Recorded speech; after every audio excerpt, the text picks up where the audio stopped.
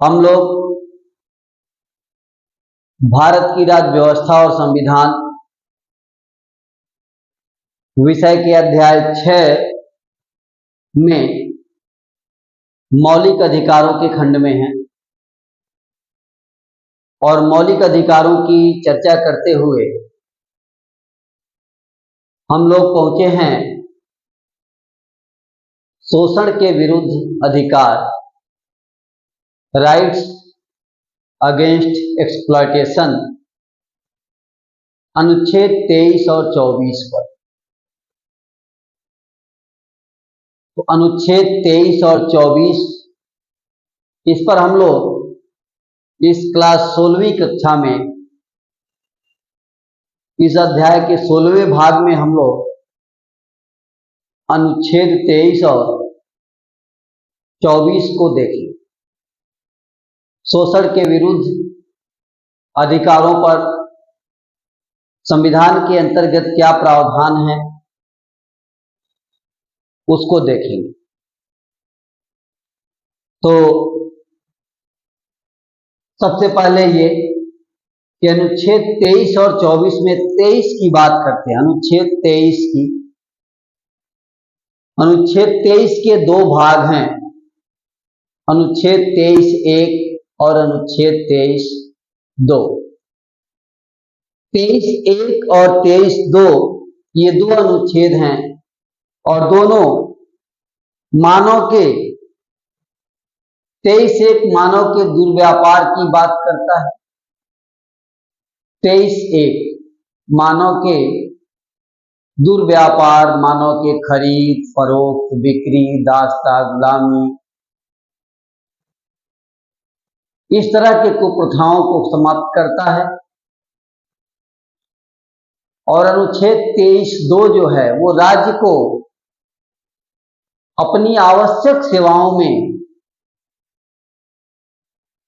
नागरिकों को नियोजित करने का अधिकार प्रदान करता है। तो आइए हम लोग आगे इसको अनुच्छेद को देखते हैं। सबसे पहले इस अनुच्छेद के अनुच्छेद 23 बात शुरू करते हैं हम लोग कहां से? अनुच्छेद 23। और इस अनुच्छेद के दो भाग हैं। इस अनुच्छेद के दो भाग हैं, दो भाग। पहला है अनुच्छेद 23(1) और दूसरा है अनुच्छेद 23(2). तो इस अनुच्छेद के दो भाग हैं, अनुच्छेद 23(1) और 23(2). अब आइए देखते हैं बारी बारी कि अनुच्छेद 23(1) में क्या प्रावधान है और 23(2) में क्या प्रावधान, इन दोनों के अंतर्गत क्या प्रावधान है इसको देखते। तो अनुच्छेद 23(1) की बात करेंगे हम लोग। अनुच्छेद 23(1) इसके अंतर्गत जो प्रावधान है उसको देखेंगे। यहां बात हुई है मानव का दुर्व्यापार, मानव दुर्व्यापार को रोकने का कार्य करता है अनुच्छेद 23(1).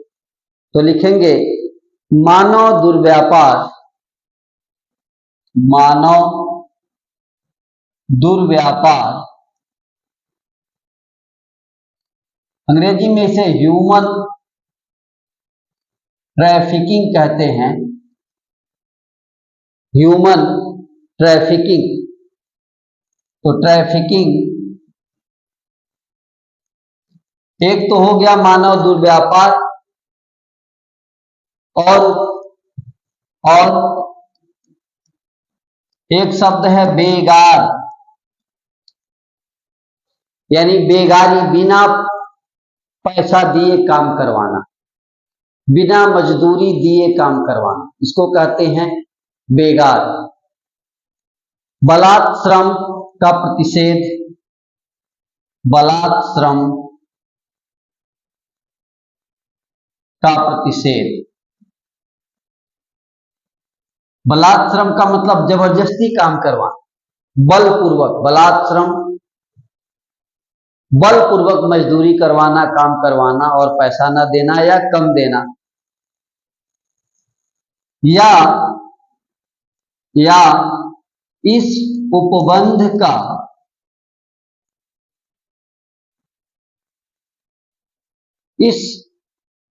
का कोई भी उल्लंघन, इस उपबंध का कोई भी उल्लंघन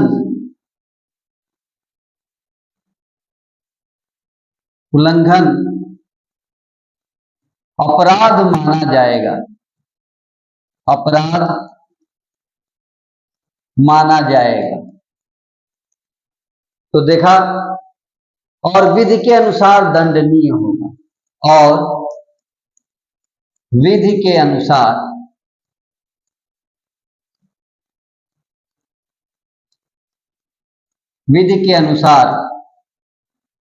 दंडनीय होगा। तो देखा गया, क्या देखा गया कि मानव दुर्व्यापार यानी मनुष्य की खरीद फरोख्त, आदमी को खरीदना और बेचना।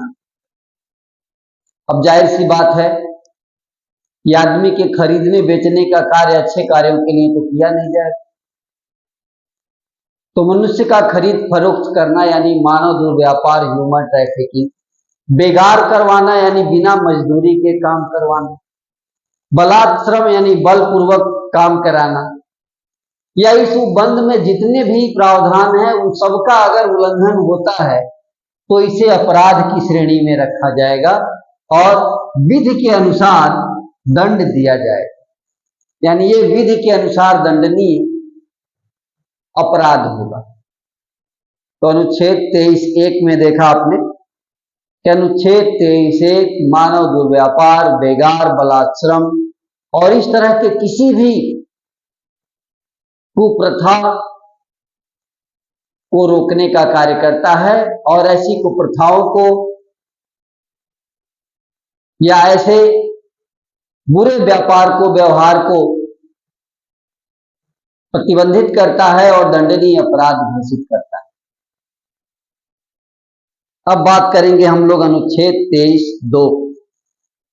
तो बात करना है अनुच्छेद 23(2). अनुच्छेद 23(2) अनुच्छेद 23(2) कहता है कि राज्य को सार्वजनिक कार्यों हेतु, सार्वजनिक प्रयोजनों हेतु, यानी राज्य को अपने सार्वजनिक कार्य के लिए अनिवार्य सेवा लागू करने का अधिकार। भाई राज्य का कार्य कैसे होगा? राज्य के पास अनन्य तरीके से कार्य हैं, अनेक कार्य हैं। राज्य के कार्य कौन करेगा? तो राज्य के नागरिक ही करेंगे, और नागरिकों को कई तरह के सेवाओं में लगाया नहीं जा सकता।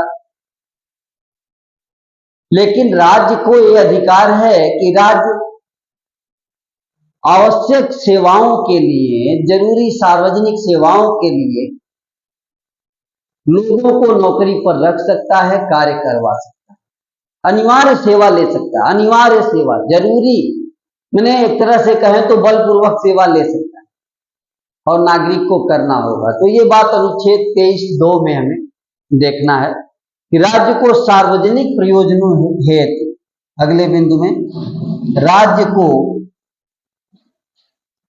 को सार्वजनिक प्रयोजनों हेतु, किस हेतु?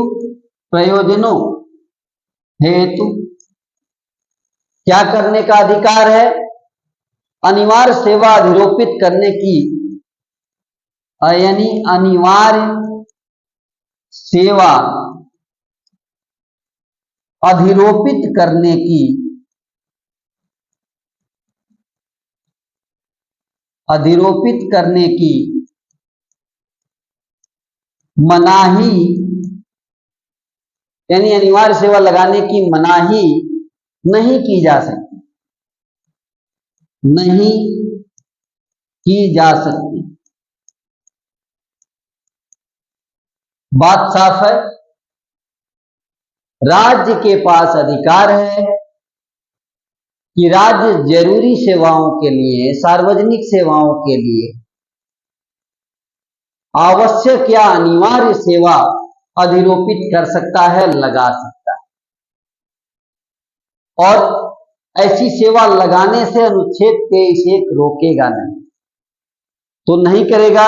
ऐसी सेवा अधिरोपित करने में बस इसमें शर्त क्या है कि ऐसी सेवा अधिरोपित करने में राज्य को क्या ध्यान देना होगा? अधिरोपित करने में राज्य जो है भेदभाव नहीं करेगा। मतलब अधिरोपित करने में राज्य केवल धर्म करने में, राज्य केवल धर्म, जात, मूल वंश, धर्म, जात, मूल वंश या वर्ग के आधार पर, या वर्ग के आधार पर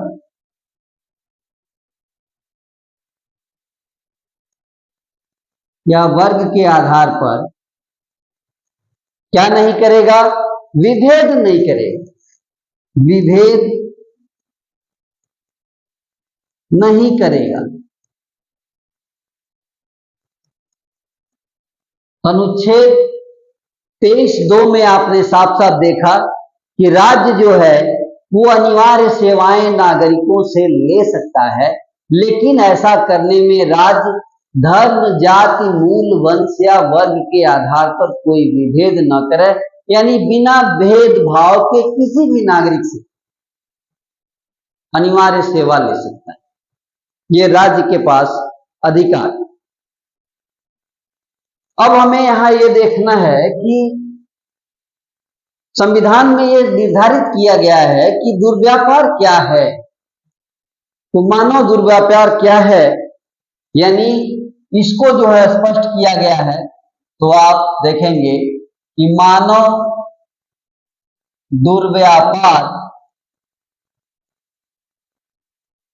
शब्द का, मानव दुर्व्यापार शब्द में सम्मिलित है। मानव दुर्व्यापार शब्द में क्या क्या सम्मिलित है, क्या क्या आएगा मानव दुर्व्यापार में? तो मानव दुर्व्यापार में पहला बिंदु होगा कि पुरुष, महिला और बच्चों की वस्तु के समान खरीद बिक्री। पुरुष, महिला और बच्चों की, पुरुष, महिला और बच्चों की वस्तु के समान खरीद बिक्री। मानव व्यापार में, मानव दुर्व्यापार में यही है। क्या क्या? कि पुरुष, महिला, बच्चे, इनकी वस्तुओं के समान खरीद बिक्री अगर की जा रही है तो उसे मानव दुर्व्यापार, ह्यूमन ट्रैफिकिंग कहेंगे, मानव दुर्व्यापार कहेंगे। उसके अलावा और भी दो बिंदु इसमें सम्मिलित किए गए हैं, और दो बिंदु क्या हैं? महिलाओं और बच्चों का, महिलाओं और बच्चों का अनैतिक व्यापार, यानी अनैतिक दुर्व्यापार, अनैतिक दुर्व्यापार, इसमें वेश्यावृत्ति भी शामिल है, यानी इसमें वेश्यावृत्ति भी सम्मिलित है।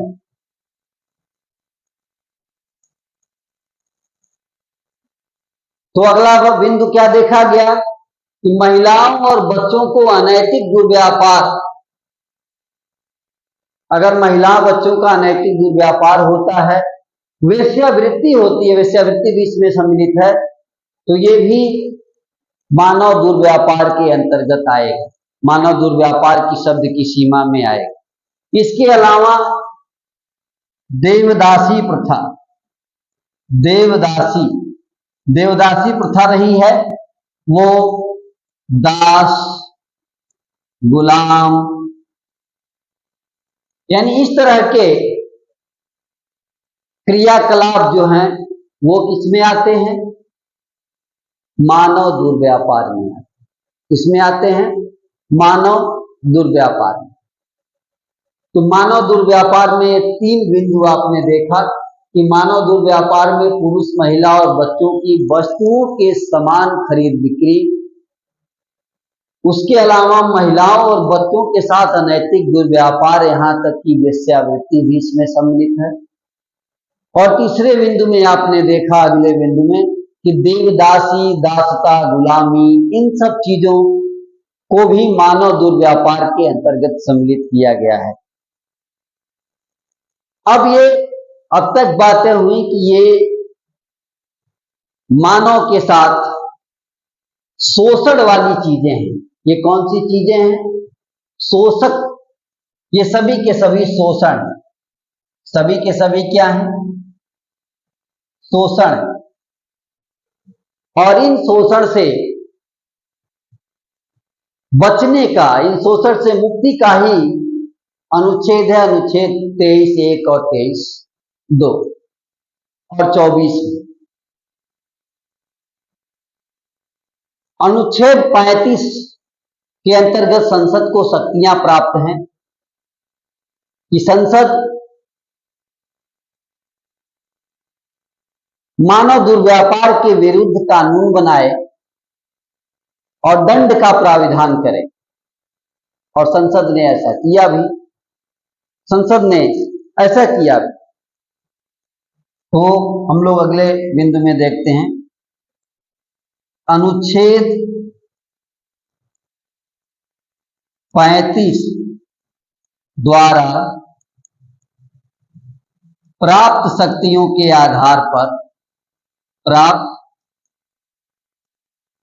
शक्तियों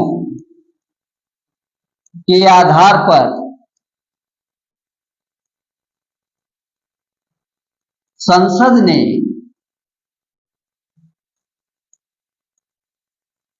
ने कानून बनाया है। संसद ने मानव दुर्व्यापार और बंधुआ मजदूरी के लिए, संसद ने मानव दुर्व्यापार और बंधुआ मजदूरी के लिए, बंधुआ मजदूरी और मानव दुर्व्यापार, इन दोनों के लिए दंड की व्यवस्था हेतु 2 कानून बनाए। दंड की व्यवस्था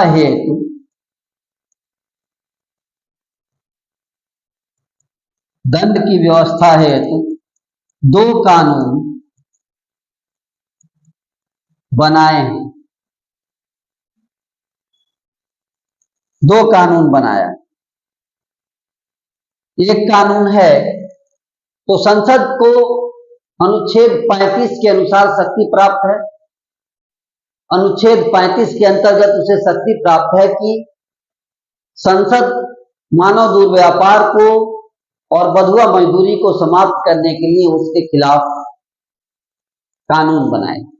संसद ने 2 कानून बनाए। एक का नाम है अनैतिक दुर्व्यापार निवारण अधिनियम 1956, एक का नाम है अनैतिक अनैतिक दुर्व्यापार निवारण अधिनियम 1956। तो एक बनाया कि अनैतिक दुर्व्यापार निवारण अधिनियम बनाया, अनैतिक दुर्व्यापार निवारण अधिनियम 1956। इससे अनैतिक दुर्व्यापार को रोकने का प्रयास किया गया और इससे अनैतिक दुर्व्यापार रोक के जाने की व्यवस्था किया गया, प्रावधान किया गया। इसके बाद बधुआ मजदूरी प्रणाली उन्मूलन अधिनियम दूसरा बना, बधुआ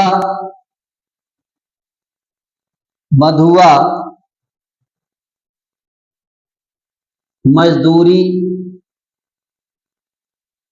प्रणाली उन्मूलन अधिनियम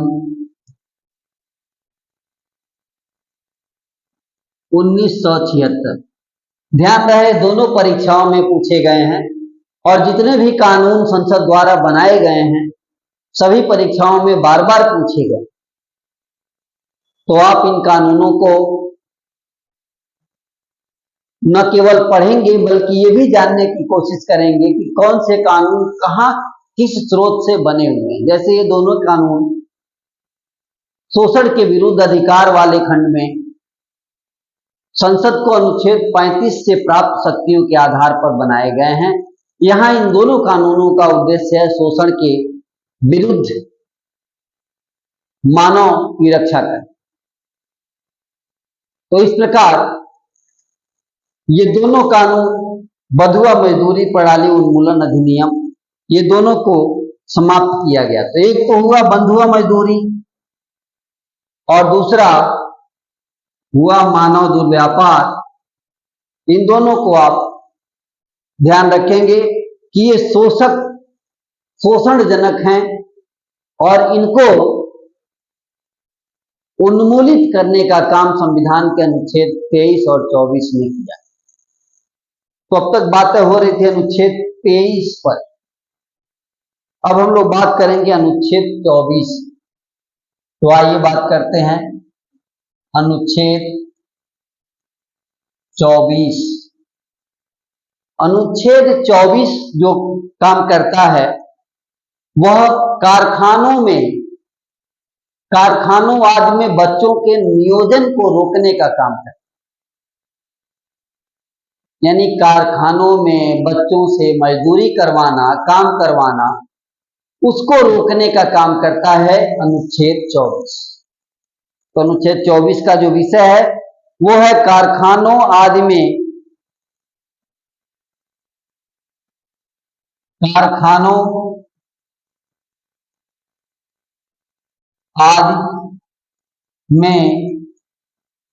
बच्चों के नियोजन पर प्रतिबंध, में बच्चों के नियोजन पर प्रतिबंध। ये है अनुच्छेद 24।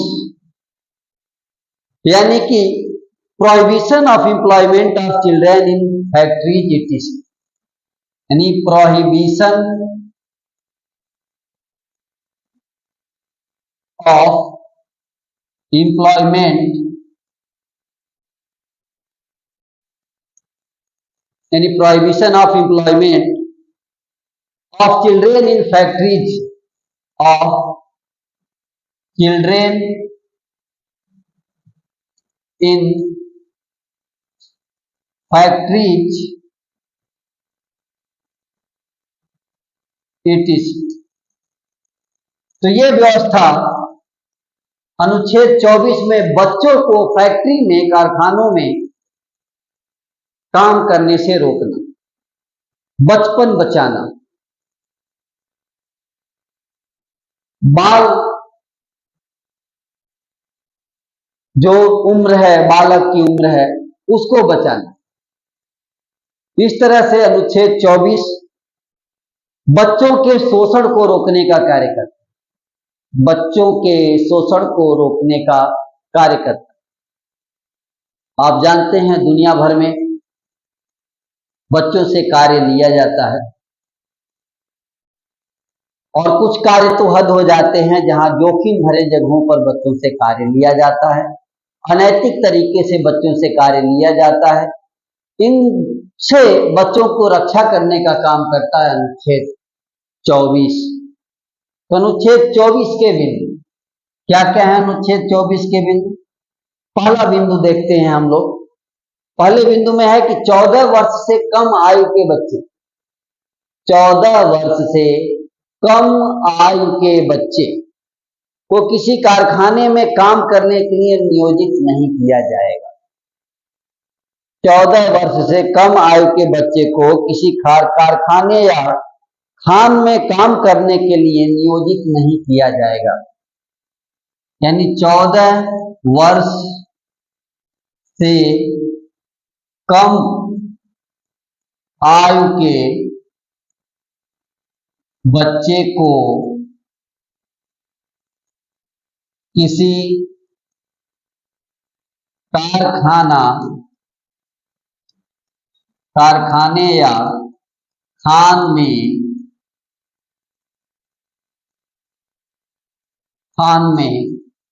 कार्य करने के लिए क्या नहीं करना है? नियोजित नहीं किया जाएगा, नियोजित नहीं किया जाएगा।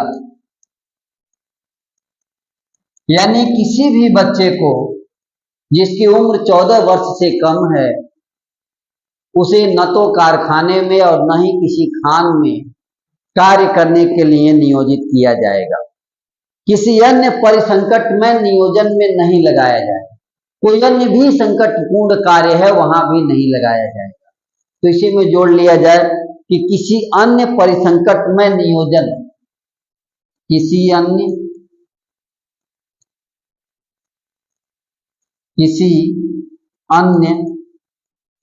परिसंकट में नियोजन, परिसंकट में नियोजन मतलब खतरनाक कार्य,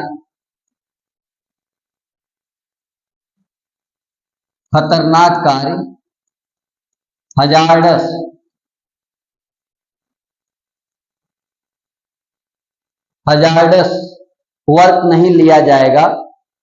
हजार्डस एम्प्लॉयमेंट,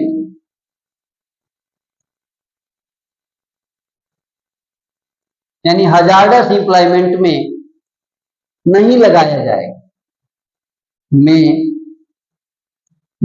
लगाया जाएगा,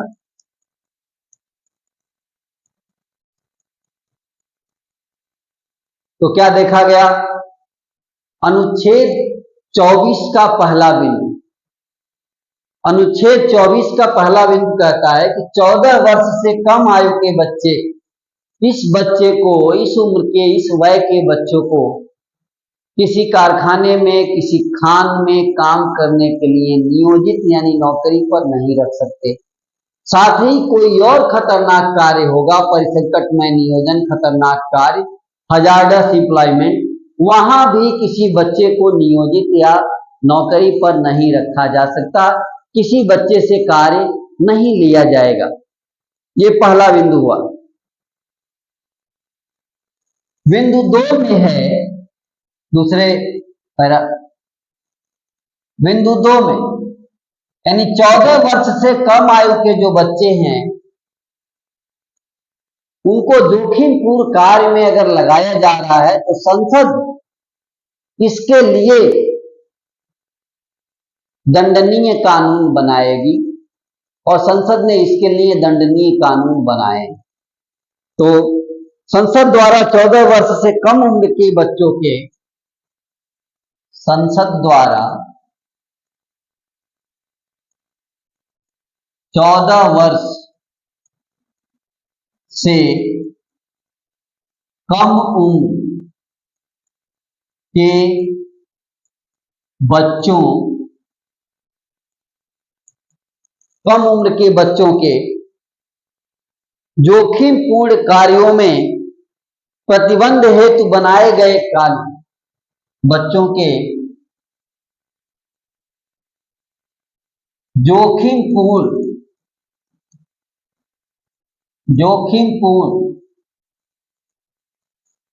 कार्यों में प्रतिबंध हेतु बनाए गए कानून। तमाम कानून बनाए गए कानून। तो कौन कौन से कानून हैं ये हमें देखना है कि इसके लिए कौन कौन से कानून बनाए गए। बच्चों को जोखिमपूर्ण कार्यों में लगाने से प्रतिबंधित करने के लिए, रोकने के लिए क्या क्या कानून संसद ने बनाए। अनुच्छेद 14 वर्ष से कम उम्र के बच्चों के लिए, इसके लिए जो कानून बने उसको देखते हैं। जैसे पहला, कारखाना कानून या कारखाना अधिनियम 1948। पहला कारखाना अधिनियम 1948। ये कारखाना अधिनियम बना ताकि बच्चों को कारखाने में नियोजित या खतरनाक कार्यों में नियोजित न किया जाए। बागान श्रम अधिनियम 1951। बागान श्रम अधिनियम 1951। तो बागान श्रम अधिनियम 1951 में बच्चों को बागानों में कार्य करने के लिए प्रतिबंधित किया गया। खान अधिनियम 1952। खान अधिनियम 1952, यानी 1952 में खान में काम करने के लिए, खदानों में काम करने के लिए बच्चों को प्रतिबंधित किया गया। और उसके अलावा बाल श्रम प्रतिषेध एवं नियमन अधिनियम 1986। बाल श्रम प्रतिषेध और नियमन अधिनियम 1986। ये कानून, बाल श्रम प्रतिषेध और नियमन अधिनियम 1986, ये बना ताकि बच्चों को बाल श्रम से रोका जा सके। बाल श्रम पर ये कानून बनाए गए। इसके अलावा बाल श्रम निषेध एवं नियमन और भी है कि बाल श्रम निषेध और नियमन संशोधित अधिनियम 2016। बाल श्रम निषेध एवं नियमन संशोधित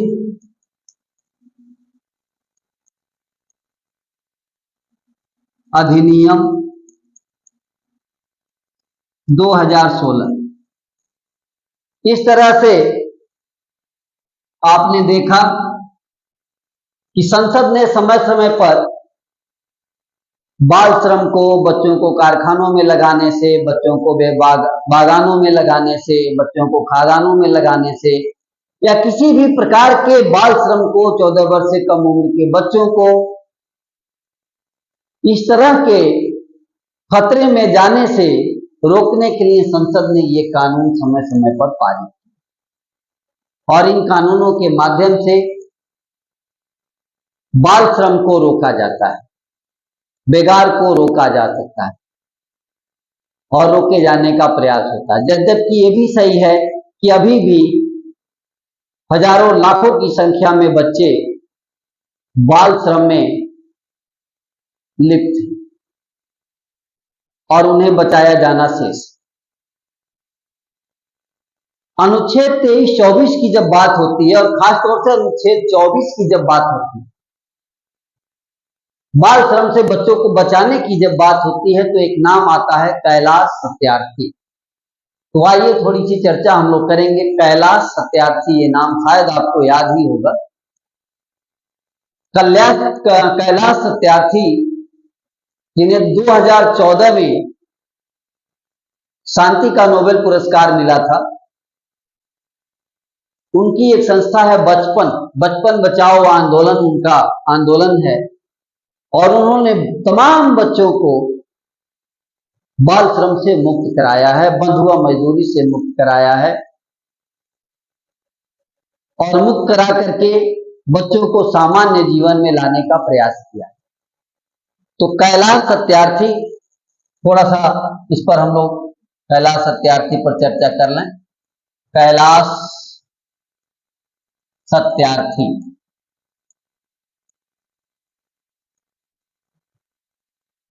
शांति का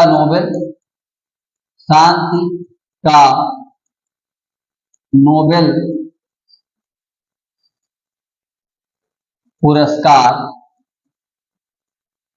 2014। तो 2014 में आपको शांति का नोबेल पुरस्कार दिया गया था। कारण बच्चों को जो है इनके द्वारा कालीन, कांच, ईंट भट्टों, कालीन, कांच,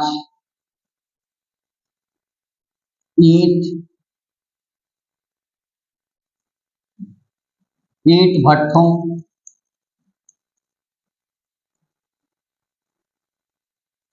इसके अलावा पत्थर खदानों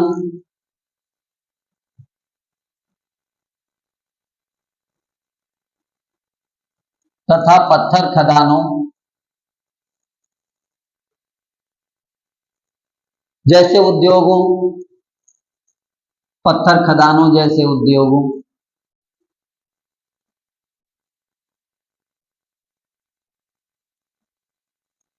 घरेलू यानी घरेलू स्तर पर घरेलू मजदूरों तथा खतरनाक उद्योगों में संलग्न बच्चों, घरेलू मजदूरों तथा खतरनाक कार्यों में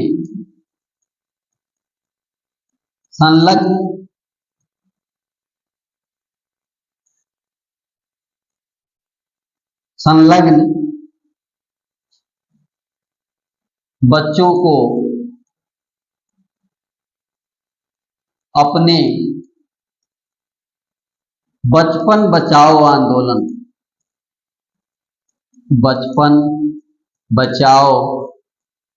आंदोलन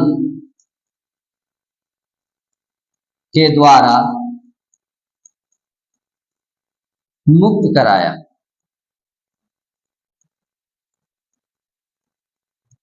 तो ये नाम अनुच्छेद 24 की चर्चा करते वक्त आ जाता है, और अनुच्छेद 24 की चर्चा करते वक्त ये बातें आपको कि कालीन बनाने में, कांच कारखाने में, ईंट भट्टों पर, पत्थर के खदानों में और तमाम ऐसे उद्योगों में, घरेलू मजदूरी और तमाम खतरनाक कार्यों में संलग्न बच्चों को अपने बचपन बचाओ आंदोलन के द्वारा उन्होंने क्या किया है, मुक्त कराया। अनेक बच्चों को मुक्त कराया और मुक्त करा करके उन्हें सामान्य धारा में, सामान्य जीवन में लेकर के आने का कार्य किया श्रीमान कैलाश सत्यार्थी ने, और इसके लिए उन्हें 2014 का शांति का नोबेल पुरस्कार दिया। तो आज की कक्षा में हम लोगों ने अनुच्छेद 23 और 24 पर बात की। आइए विषय जल्दी से दोबारा देख करके आज की कक्षा को समाप्त करेंगे हम लोग। आज बात होना था अनुच्छेद 23 और 24 पर। तो अनुच्छेद 23-24 जिसे शोषण के विरुद्ध अधिकार, राइट्स अगेंस्ट एक्सप्लॉयटेशन कहते हैं, और इसमें अनुच्छेद 23 और 24 पर बात है। सबसे पहले अनुच्छेद 23 पर बात होगी। अनुच्छेद 23 के दो भाग हैं, 23(1) और 23(2), इसके दो भाग हैं। 23(1) और 23(2).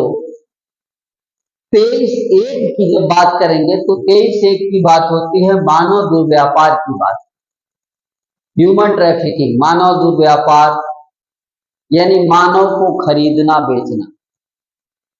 बेगार यानी बिना मजदूरी दिए काम कराना। बलात्श्रम, बलपूर्वक जबरदस्ती काम कराना। इन सबको रोकने का, प्रतिषेध करने का, रोकने का, या इस बंद में कोई भी अगर इस तरह का अपराध होता है तो इस अपराध को, इसे अपराध माना जाएगा और विधि के अनुसार दंडनीय होगा ऐसा अपराध। तो अनुच्छेद 23(1) कहता है कि मानव दुर्व्यापार अपराध है, बधुआ मजदूरी अपराध है, बलात्श्रम अपराध है, बेगार अपराध है। अगर ऐसा किया जाएगा तो यह अपराध माना जाएगा, और जब अपराध माना जाएगा तो अपराधी की तरह ट्रीटमेंट भी होगा। इसके अलावा अनुच्छेद 23(2), 23(1) के पश्चात 23(2), 23(2) राज्य को एक अधिकार प्रदान करता है। कहता है कि राज्य के पास यह अधिकार है कि राज्य सार्वजनिक सेवाओं के लिए अनिवार्य सेवा लागू कर सकती है। कर सकते ही नहीं, आपको काम करना है, ये वाला काम करना है, करना पड़ेगा, क्योंकि ये सार्वजनिक सेवा है, इससे आप भाग नहीं सकते। अनुच्छेद 23(1) उसे रोक नहीं सकता राज्य को। इसके लिए अनुच्छेद 23(2) में राज्य को यह शक्ति दी गई है, राज्य ऐसी सेवाओं के लिए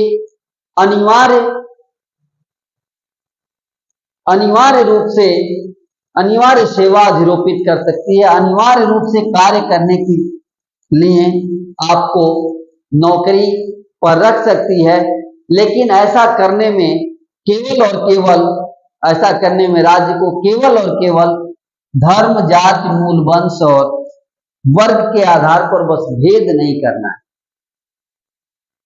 यानी बिना भेदभाव के राज्य यानी सरकार किसी से सार्वजनिक कार्यों में भागीदारी ले सकती है, और नागरिक को अपनी भागीदारी देनी होगी। बिना किसी भेदभाव के ऐसा राज्य कर सकती है। राज्य को ऐसा करने में जाति, धर्म, मूल, वंश, वर्ग को ध्यान में नहीं रखना है। बिना इनका ध्यान दिए राज्य ऐसा कर सकती है। अनुच्छेद 23(1) और 23(2). 23(1) मानव दुर्व्यापार को रोकना है, 23(2) राज्य को अनिवार्य सेवाओं के लिए अधिकार प्राप्त। अब हमें एक शब्द है मानव दुर्व्यापार, ह्यूमन ट्रैफिकिंग, इसको समझना है कि मानव दुर्व्यापार क्या है। मानव दुर्व्यापार का मतलब है मानव को खरीदना बेचना। यह दुर्व्यापार है, बुरा व्यापार है, मानव को खरीदना बेचना। पुरुष, महिला और बच्चों को वस्त्र के समान खरीद बिक्री, इसी को कहते हैं मानव दुर्व्यापार। मानव दुर्व्यापार में कई चीजें सम्मिलित हैं। एक तो पुरुष, महिला, बच्चों को वस्त्र के समान खरीदना बेचना। दूसरा, महिलाओं और बच्चों से अनैतिक दुर्व्यापार कराना, वेश्यावृत्ति भी इसमें शामिल। यानी वेश्यावृत्ति भी मानव दुर्व्यापार है। वेश्यावृत्ति भी क्या है? मानव दुर्व्यापार है। उसके अलावा देवदासी, दासता, गुलामी, ये सब दुर्व्यापार के अंतर्गत आते हैं। और जैसा कि आपने देखा कि मानव दुर्व्यापार अपराध है और यह दंडनीय अपराध है, अनुच्छेद 23। तो आपने जाना मानव दुर्व्यापार क्या है। मानव दुर्व्यापार के लिए अनुच्छेद 23(1) में दंडनीय अपराध के प्रावधान किए गए हैं। इसके बाद केवल यही बात नहीं खत्म होती, संसद को अनुच्छेद 35 के द्वारा संसद को यह शक्ति प्राप्त है। क्या शक्ति प्राप्त है? कि संसद मानव दुर्व्यापार और बंधुआ मजदूरी के लिए दंड की व्यवस्था करे। संसद को क्या शक्ति प्राप्त है? अनुच्छेद 35 के अंतर्गत संसद को शक्ति प्राप्त है कि संसद मानव दुर्व्यापार और बंधुआ मजदूरी को रोकने के लिए दंडनीय विधि का निर्माण करे, दंडनीय विधि बनाए, दंड का प्रावधान करे। और संसद ने ऐसा किया भी है। संसद ने 2 विधियां बनाई, अनैतिक दुर्व्यापार निवारण अधिनियम 1956 मानव दुर्व्यापार को रोकने के लिए, और बंधुआ मजदूरी प्रणाली उन्मूलन अधिनियम 1976। ये प्रश्न पूछे गए हैं, खास ध्यान देना होगा। कक्षा में बताए गए सभी बातों पर प्रश्न पूछे गए हैं और प्रश्न पूछे जाने की संभावना। तो बंधुआ मजदूरी प्रणाली उन्मूलन अधिनियम 1976, ये दोनों कानून संसद ने बनाए हैं। तो ये हुआ अनुच्छेद 23। अब बात होनी है अनुच्छेद 24 पर। अनुच्छेद 24 क्या कहता है? अनुच्छेद 24 कहता है कि कारखानों में बच्चों को नियोजन नहीं करना है, कारखानों में बच्चों को काम पर नहीं रखना है, नौकरी पर नहीं रखना है, ये कहता है। यानी prohibition of employment of children in factories ETC, यानी फैक्ट्रियों में, कारखानों में बच्चों को कार्य करने पर प्रतिबंध। अनुच्छेद 24। अनुच्छेद 24 के क्या बिंदु है, क्या प्रावधान है, इसको देखें। तो अनुच्छेद 24 के जो प्रावधान है वो है कि 14 वर्ष से कम आयु के बच्चे को किसी कारखाने में नौकरी पर नहीं रख सकते, ऐसा नहीं किया जाएगा। किसी अन्य खतरनाक परिसंकटमय नियोजन, खतरनाक कार्य में, हजार्डस एम्प्लॉयमेंट में भी नहीं लगाया जाएगा। कि बच्चों से खान में, कारखाने में, किसी खतरनाक कार्य में कार्य नहीं लेना है 14 वर्ष से कम उम्र के बच्चों को, ऐसा अनुच्छेद 24 प्रतिबंधित करता है। अनुच्छेद 24 के अन्य बिंदु, अनुच्छेद 24 में ही अगला बिंदु है कि संसद को 14 वर्ष से कम उम्र के बच्चे जो कहीं कारखाने में, खदानों में काम में लगाए गए हैं अगर, तो संसद को इसके खिलाफ कानून बनाने का अधिकार है। संसद कानून बनाकर 14 वर्ष से कम उम्र के बच्चों के लिए सुरक्षा व्यवस्था मजबूत करे, बच्चों के बाल श्रम को रोके, और इसके लिए संसद ने कानून बनाया है। कई कानून संसद ने बनाया। एक कानून बनाया कारखाना अधिनियम 1948, जिसमें बच्चों को कारखाने में काम करने से रोका गया। बाल श्रम अधिनियम, बागान श्रम अधिनियम 1951, बच्चों से बागानों में काम कराने से रोकना। खान अधिनियम 1952, बच्चों को खान में, खदानों में काम करने से रोकना।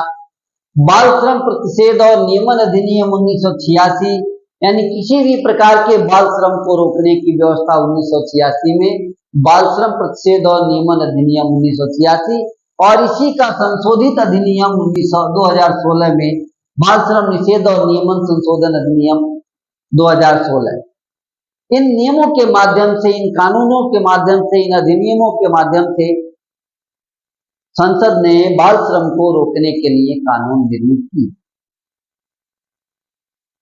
ये हुआ अनुच्छेद 24। अनुच्छेद 24 जिसमें बच्चों को बाल श्रम से बचाना और इसके अंतर्गत कानूनों का निर्माण। अब एक नाम हमें चर्चा करना है और नाम है कैलाश सत्यार्थी का। यह नाम आप प्रतियोगी जरूर पढ़े होंगे। कैलाश सत्यार्थी को वर्ष 2014 में नोबेल शांति पुरस्कार, शांति का नोबेल पुरस्कार दिया गया। इन्होंने अपने आंदोलन बचपन बचाओ आंदोलन के माध्यम से, बचपन बचाओ आंदोलन के माध्यम से बच्चों को तमाम कामों में, जैसे कालीन का काम, कांच का काम, ईंट भट्ठों पर काम, पत्थर खदानों में काम, घरेलू मजदूरी, खतरनाक कार्यों में लगे बच्चों, इन तमाम बच्चों को, अनेक बच्चों को उन्होंने इन बुरे कार्यों से, इन खतरों से निकाल करके सामान्य जीवन जिया। और इतना महान कार्य करने के लिए आपको कैलाश सत्यार्थी जी को 2014 का शांति का नोबेल पुरस्कार प्रदान किया गया। तो आज हम लोगों ने देखा अनुच्छेद 23 और 24 शोषण के विरुद्ध अधिकार। अब अगली कक्षा में हम लोग बात करेंगे अनुच्छेद 25 और उससे आगे। आज के लिए इतना ही, धन्यवाद।